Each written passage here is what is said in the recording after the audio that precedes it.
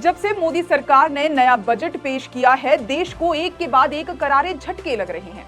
ये झटके सिर्फ आर्थिक मोर्चे तक सीमित नहीं हैं, बल्कि भारत की वैश्विक प्रतिष्ठा पर भी गहरी चोट कर रहे हैं। पहला झटका स्टॉक मार्केट का लगातार गिरना। बजट पेश होने के बाद से बाजार में जबरदस्त गिरावट देखी गई है। निवेशकों का विश्वास डगमगा रहा है और इसका सीधा असर आम आदमी की बचत पर पड़ रहा है। दूसरा झटका रुपए की ऐतिहासिक गिरावट। डॉलर के मुकाबले रुपया 87 के ऐतिहासिक निचले स्तर पर पहुंच गया है। ये सिर्फ एक नंबर ही नहीं, बल्कि इसका मतलब है कि महंगाई बढ़ेगी, आयात महंगा होगा और आम जनता की जेब पर और ज्यादा बोझ पड़ेगा। तीसरा झटका, फोर्ब्स मैगजीन ने हाल ही में दुनिया के सबसे शक्तिशाली देशों की सूची जारी की, जिसमें भारत का नाम नहीं है।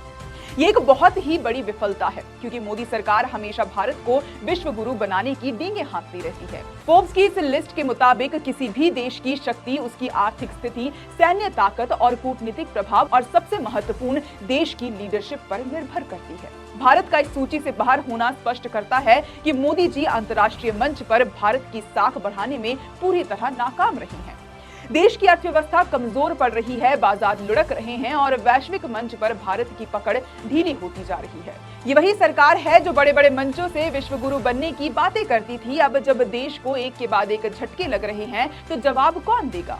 क्योंकि ये सिर्फ आंकड़े नहीं हैं, ये देश के भविष्य से जुड़ा सवाल है।